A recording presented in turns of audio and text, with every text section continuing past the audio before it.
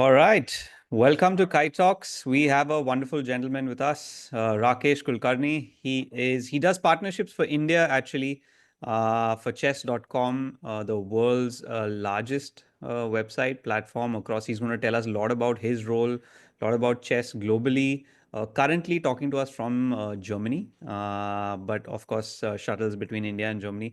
Rakesh, awesome to have you with us, especially in this whole time of like chess becoming much bigger and really sort of it's always been a global sport, but I know like the kind of media attention that it's got in India and of course world over has been pretty awesome. So fantastic to have you here. Thank you so much. An honor to be here, and really excited to share uh, how the chess world is what it is today and the future that it holds for a bright future for India, especially in chess. And happy to say hi to everyone watching. Awesome. So, Rakesh, let's like, so normally how we break these conversations up is I want to talk about you. I want to talk about your journey, Mhm. and I would love to start off with sort of going really way back. Like, how did you get into chess? And sort of how did you start playing? And I know you're an international master, and there's again, I mean, that's a pretty high sort of level to be at. So again, just tell us like Yeah. back in the day, really what I mean recreationally, how did you jump into the sport and take us through that bit? Sure. So started off when I was 8. So I was very typical naughty kid, like doing all sorts of musty, just throwing stuff around, not sitting at one place.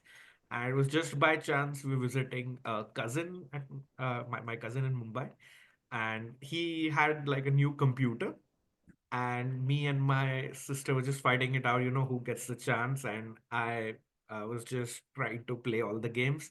But then my cousin brother just took me aside and said, "Hey, I'll introduce you to a new game, and it's called chess, and it's fun. Maybe you can just try it out." And I was just fascinated the minute I saw it. I learned the rules, the basic ones, and I never really asked for the computer after that. So it was kind of like love at first sight. And then started playing it out, played a few games. Of course, I lost, but I was hooked to it. And then I was just behind my parents, asking them, where can I, learn more, or where can I play with other friends? And Right. sadly, there was no chess culture in the society or in my city. Like I used to live in Thane, and but luckily my school had a chess class, the extracurricular activities Right. that they have. So they had those over the weekends, like a couple of us, 9 to 11 on Saturdays and Sundays. And once I knew that, I started going there. My love developed there. And about, I think, half a year or a year into that, uh, my my coach, who the coach at the school, he Right. suggested, there's the few events coming up over the winter break, when all the schools have their annual days and the sports days and stuff. Mm-hmm. So there was a tournament in Bandra and Dheri, and I just played a couple of tournaments. Of course, I started my first ever professional game with a loss, but I ended up making some good wins. There you meet some other folks, and then started winning a few of those events. Then those things translate, the inter school translated into some inter district, zone, state championships, and national championships. And eventually that journey helped me to also represent India later on. So yeah, started small, and it's about like uh, 29 years, no, sorry, 22 Wow. years ago now that happened. So still feels like awesome, and really grateful to have been on this journey. Nice. I want to jump into sort of I mean your professional journey, but just riding on a little bit of what you're saying. You've obviously seen the sport change quite a bit, right? Yeah. Over a couple of decades, you've kind of from technology point of view, from I guess internet speeds, people playing online more, and I guess you've seen the sport really kind of spread out, not only within the country but globally, I imagine. Yeah, absolutely. That's a great point. And it was more of books that we used to use to, for our studies or our trainings. Right. And it has like shifted to just computers or softwares now. And like the newer generation that people that you might have heard now in the news, Yeah. they have read, very few books. It's like they know their That's classics, really but interesting, actually, that you bring that. yeah. Wow.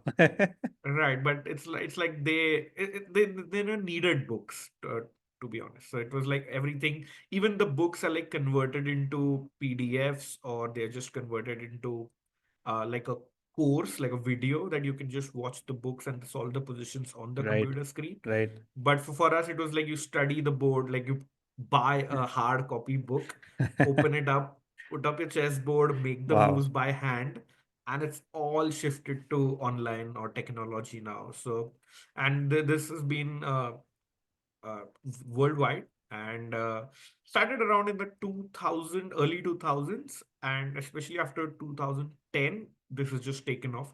We still have, of course, uh, very big chess publication houses, but honestly, like they do better sales if they sell it online, and it's just like the old school people who like to get the hard copy and feel the like turn the page by hand themselves.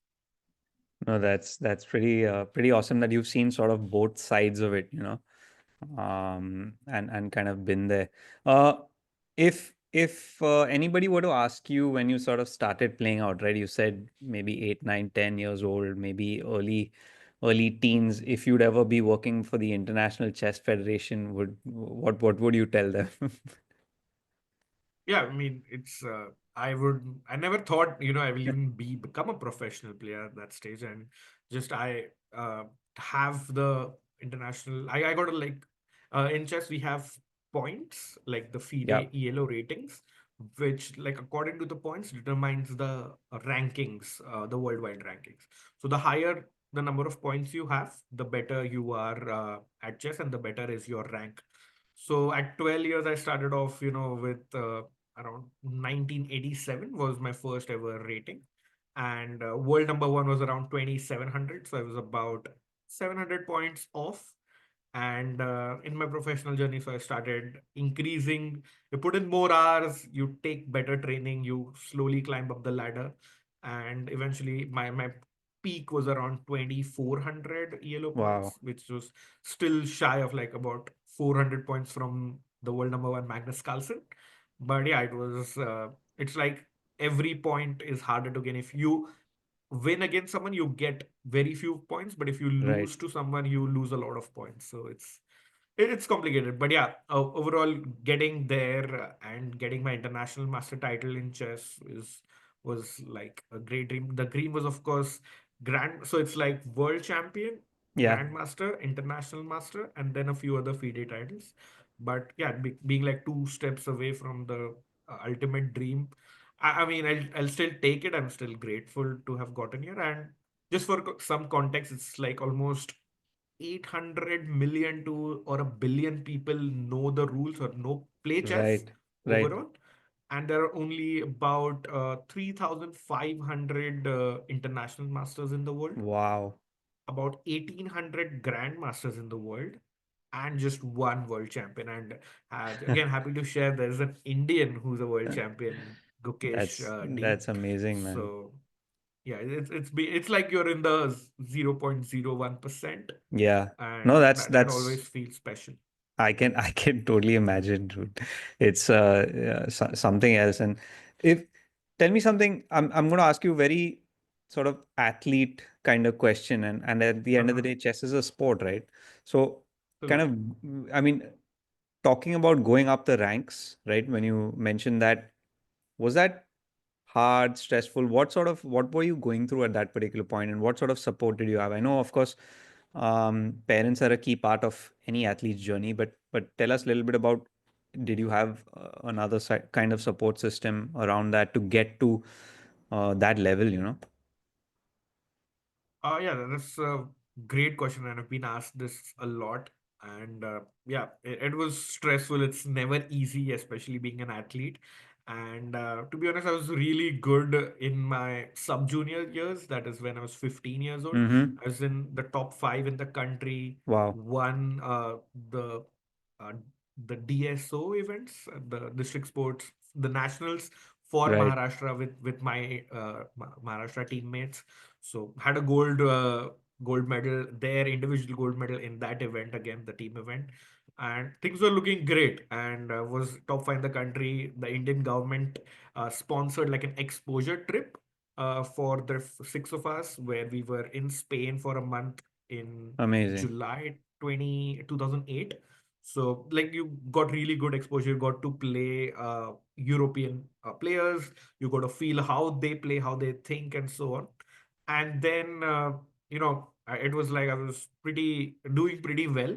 And then in fact, I got my 10 standard marks also when I was there. And then, the thing started, of studies, like, do you take up studies seriously or do you play chess? So I went to Podar College in Mumbai. So luckily, Right. a great college, and has plenty of other sports stars like Ravi Shastri, Shreyas Iyer Yeah. now, for example. So they supported chess, but it was also like I wanted to also finish my studies with my career. So sadly, the chess level or rankings went down quite a bit Got it. in those college years. But again, I was still trying, and then not a lot of sponsors in chess back then. And you had it when if you are the best in the country around 20 years of age back then, Yep. and then was still putting in the efforts. And then it's still an expensive game, if you play abroad, you travel, you take trainings. It's not just like you buy the chessboard and you're Right. done with it. There's a lot of expenses coming up. So to that, I used to do some other events like chess events, just give training to younger folks, Yep. play some simultaneous exhibition where I used to play like 20, 30 people at once, do those kind of events, still be involved in the chess community. But yeah, things were really hard. In fact, have had two or three points in my life where I was like, okay, this is it. I quit this. I'm gonna like not play anymore. It's not worth it. It's Right. not, I'm not gonna make it. Like, of course, the dream was to become a grandmaster, but even I was not even becoming an international master.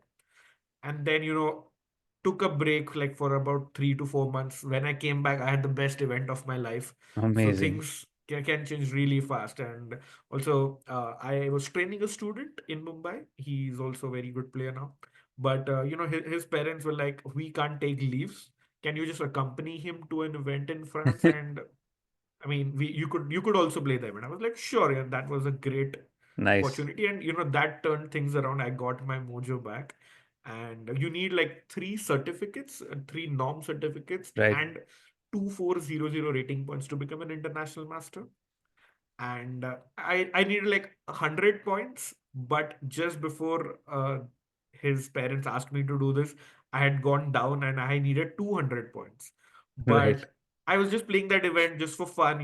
I fell back in love uh, with the game, and that's Amazing. how things changed completely. And before that, I also got some training from the current trainer, who also has trained the world champion Gukesh. His name is Grandmaster Vishnu Prasanna, so big shout out to him.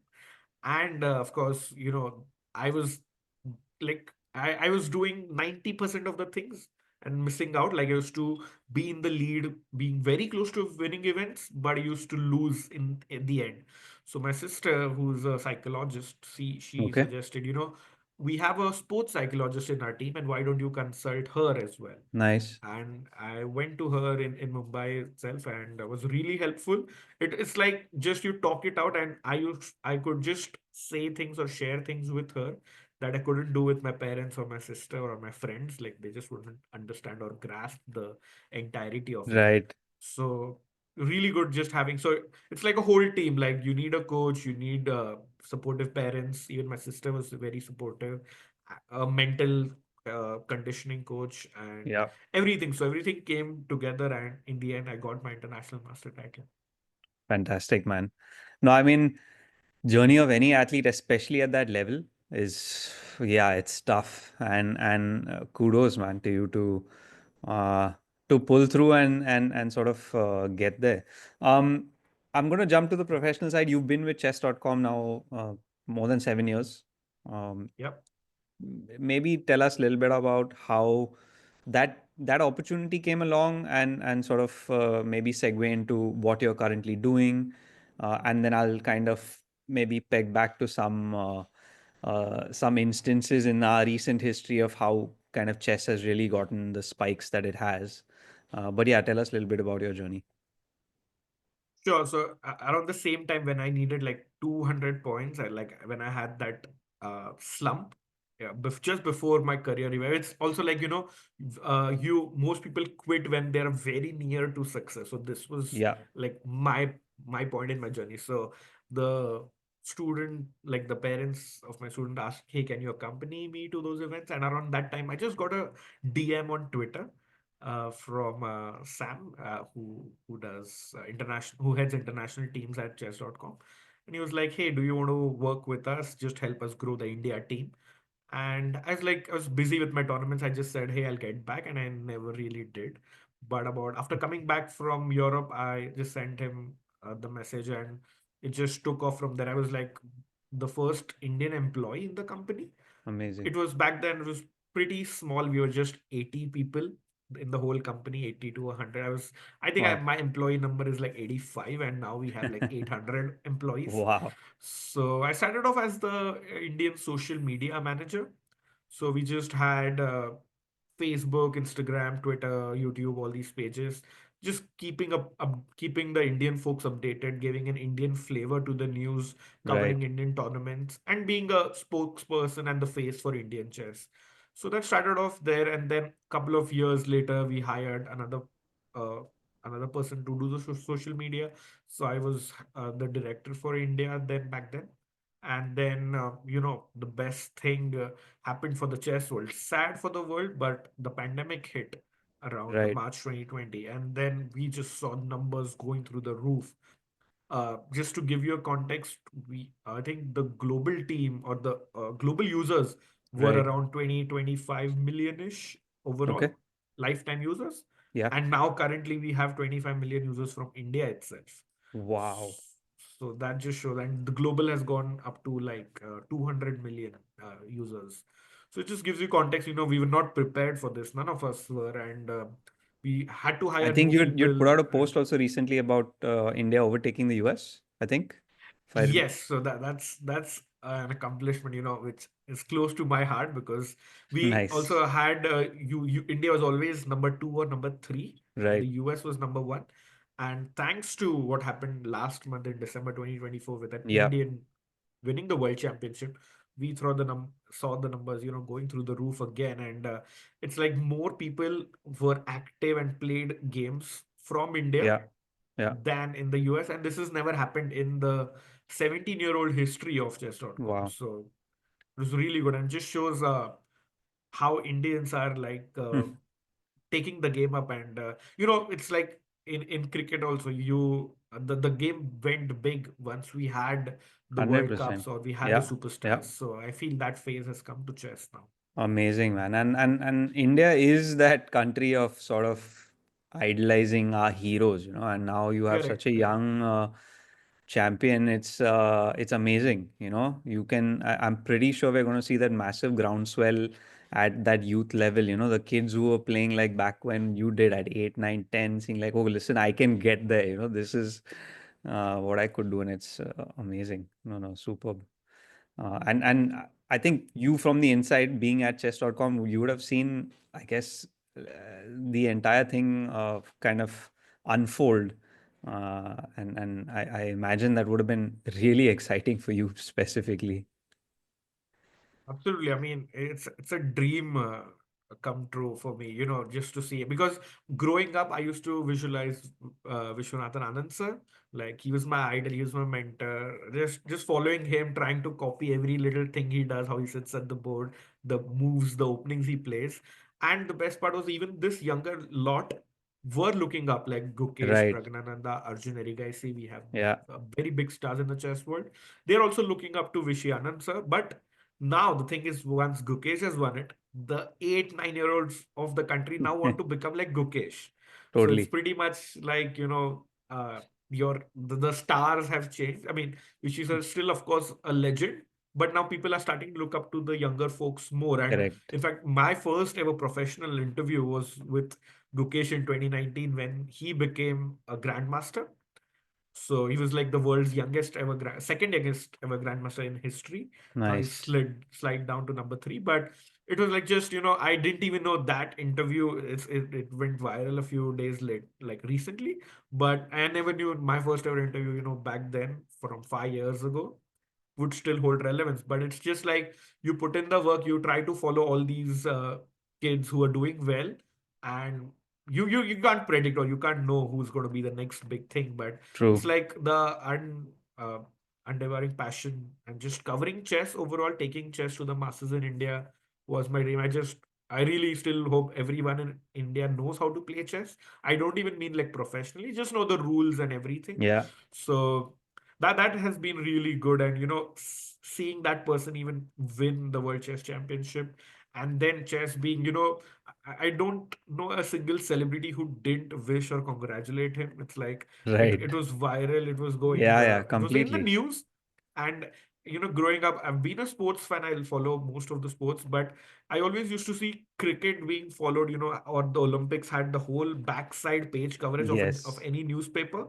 And when that shifted to chess, and 13th of December, after the day after Gukesh won, I just checked a newspaper and I was like, I had tears in my eyes, because that's the moment, every little box or column had chess in it. Correct. And it's like we think, chess has been really big, really huge after the pandemic, especially the global stage. But India just had one of its best year in history. 2024, like the candidates, just the semi-final of in World Championship, you can say that India won. The Olympics of chess, both the men and the women won. Never happened before. Not Yeah. even just the men winning or the women winning, both winning in the same year. And now we have an Indian world champion. So it's just the start of Indian chess. And I'm so happy. And this now is the best time you could be in the Indian chess world scene. And I feel this is just the start, because we have plenty of talents coming through, and it's just going to grow further. I love that you call it the start, man, and that's really what it is. It's and that's really exciting, to see that. Okay, now there's this whole young generation that's really going to take this sport to the next level and forward, of course. Um, Yeah. we're reaching sort of the end, but I want to touch on two things. One is the commercialization. I know you've seen, I mean, as an athlete, uh, over the past couple of decades, and I imagine over the last decade itself, you've seen the commercialization of the sport change quite a bit. And even from a chess.com perspective, people spending sort of money Yeah. on the site and campaigns and things like that. So maybe just throw some light on that and how you've seen the journey change and where it's at now. Sure. I mean, that's a great point. Back in the day, we used to just even use books, just take it from friends and just take a photo or a Xerox of that and just try to use that. But even like softwares where like you buy one software, it's called a chess-based software, and it had a code where three people could use it. So we used to like me and my friends, we were playing back in the day, used to just split the cost, try to manage things in a limited budget. And it was what it was back in the day. And True. there were not really very big job opportunities, except the oil companies were really good for athletes. It was like you had to be a grandmaster around the age of 2025, and you could get in there. The Indian Railways also employs about 100 to 150 chess players, which is also very good. Wow. But that was for the international masters. Mm-hmm. But now that we see like people like that was like a job, a government security, a job, so families are happy. So many of my friends, my peers tried that, got into that. But now I see plenty of people shift from there. They have given up the comfort, or they say you can't fire anybody from an Indian government job. But these people have just quit it, because now they have taken up things like coaching.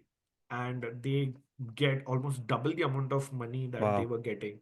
So that aspect has changed because more people want to become good at chess, take up chess professionally, and Mm-hmm. they see in the news, oh, 13-year-old did this, 14-year-old, and they're really pushing the kids and their coaches, I don't care, take this money, but make it happen faster. So that has been a big change, and many of my friends have taken up coaching to do that and accelerate that process. Chess.com has also seen, big push in number of subscriptions that we see, like the money being spent in India has Yeah. grown by a lot. And also, the grandmasters and the very good international masters, they have an opportunity to play these international events, international cash prize events online. So chess.com themselves give about $1.5 million in cash prizes every year. This is just for the Champions Chess Tour. So many people, they just have to sit at home. They need like a couple of cameras and they are good to go. They start playing these events. If like it's like a knockout and the winner gets about $30,000. But if you get knocked out in the first two rounds, you get Yeah. about $2,000. So even, Wow. players have started to being more focused on their game. This was like non-existent pre-COVID, and Correct. it's a good addition. And some players, some athletes, they just want to play. They don't want to get into. They're not good at talking or coaching or the media aspect. So they just want to play. So we nowadays there is an avenue for every athlete. Whatever type you are. Some are creating content. Some Interesting. are playing Right. chess. Some are coaching. But now it's like I said, it's the best time to be in the chess ecosystem in India, and everybody is happy. Everybody has a lot of options. Some have taken up organizing also for these Right. stars and getting sponsorships and the business development angle. So I would say these things were non-existent even 7, 8 years ago, I would say. And suddenly, Amazing. because of this boom, Vishy Anand still the torchbearer leading from the front. He Yeah. has his own Vaka, the Westbridge Anand Chess Academy. So it started, it's like everything just flows in the ecosystem, and sponsors coming up. Adani is a big sponsor for Pragnananda. We have Nice. Gukesh, who's with RBL Bank. Again, Westbridge Capital, a startup founder. So it's like a lot of sponsors are coming in. So the big players get the sponsorships, the other parents and kids look up to them, and they enroll it into the Right. kids into more stronger chess academies, and coaches get paid, and it's the whole ecosystem is now running beautifully. Amazing. No, that's fantastic, and that's key in any sport or any sport business for that matter. I mean, there has to be the commercialization aspect, True. and so the last piece I want to talk about, and you kind of mentioned it a little bit, was content. You know, Yeah. so I want to just quickly, if you can, there's two things. One is from a player perspective because I know people. I mean, you also do streaming as well, and Yeah. and so from a player perspective, how is that? Are players commercializing that from their own content? That's one. And I want to talk about the larger content piece, the Queen's Gambit side of things, the Netflix of the world, creating content around chess, and sort of how that's also affected the industry, as or the sport as a whole. Sure. So a lot of people are, creating content. They started off in the pandemic, and very big shout out to a comedian, Samay Raina, who, took chess to the masses. He made chess look cool and fun. It was not like, because he used to just be himself, his comic timing, and used to Mm-hmm. just play chess, lose. People started relating to that rather than just a grandmaster coming in and showing Correct. his high level understanding and boost. Nobody understands that. But of course, Samay did his part. Even Chessbase India, another media house in India, is doing really well. They took chess to the masses and have done really well. And on the player front, there are few players like Hikaru Nakamura, world number two. He's done really well.